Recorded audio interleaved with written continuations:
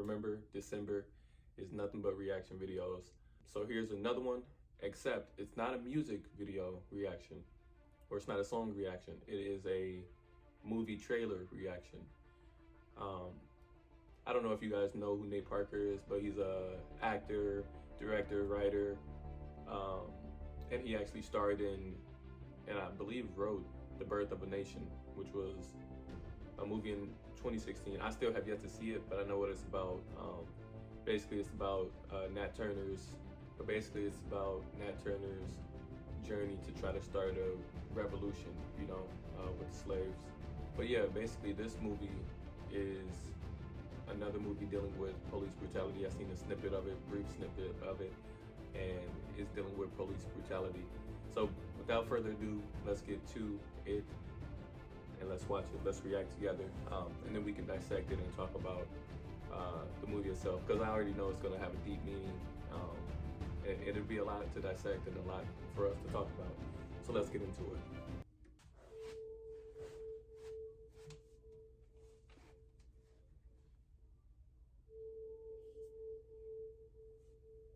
Remember me? How you doing tonight? Doing well, officer. Can I see your driver's license, registration, and insurance, please? Of course. We've seen this before. Right here, no wallet. That's all right, son. Time and time again. Remember the night in July? Hands up! Hey! Wait! Put the phone down! Put that phone down! Sorry, it's a phone! It's a cell phone. It's just a cell phone. You knew he was unarmed. Get to the car and put your hands in the air! Austin, please, he's just a kid! You pointed your gun at him. Okay, get out the car, son. Easy. You pulled the trigger. Hold the phone away! Hold down! Put the phone away! Come on! The grand jury determined that no probable cause exists to file any charges against Officer Randall. This is my son. This is my little boy. You took that from me. The world took that from me. Today we make that right. Hear me when I say this, because I'm only going to say it once. Spike Lee as well. Don't stop filming.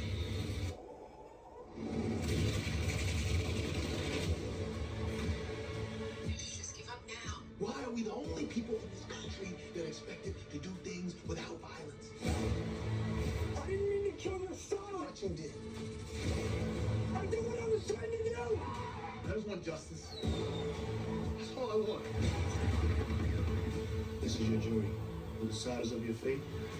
Today, you will be tried for the murder of my son.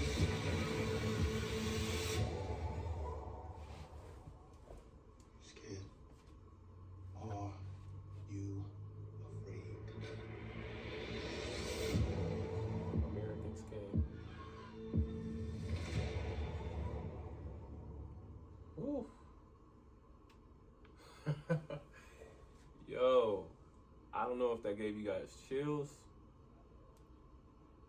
That gave me chills, like so serious. So let's talk about it a little bit. First, just think about that. Just I'm gonna give you guys like 10 seconds. Think about the trailer and what it can mean. What do you take from it? Think about it, 10 seconds.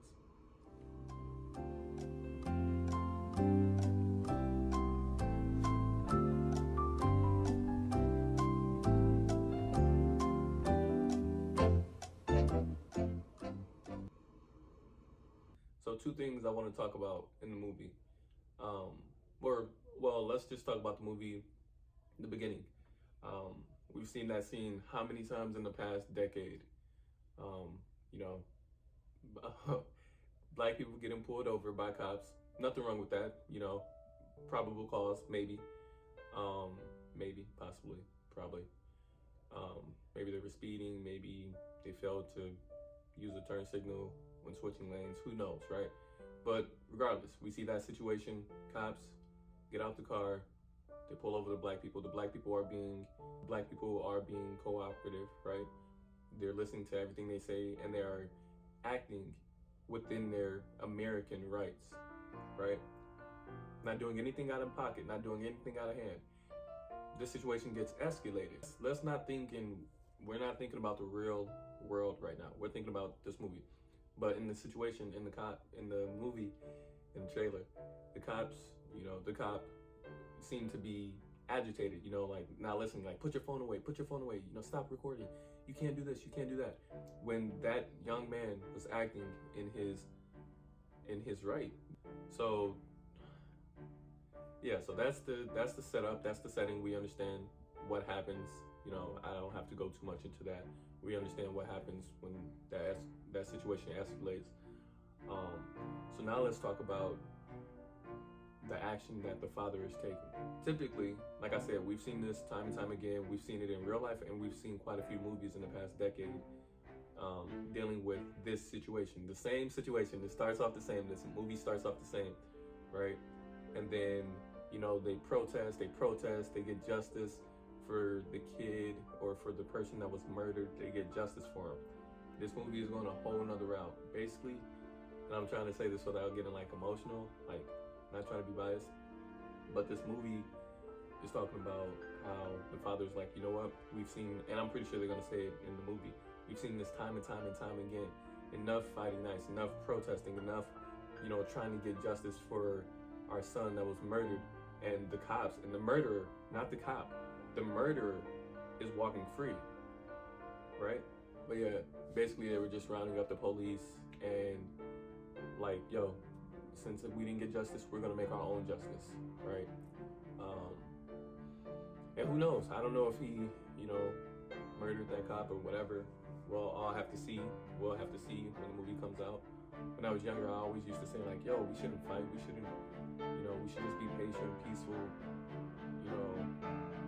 kind of, in line with Martin Luther King's views. If I'm being completely honest, I'm 24 now. I'm a 24-year-old black man in America. And what I've learned is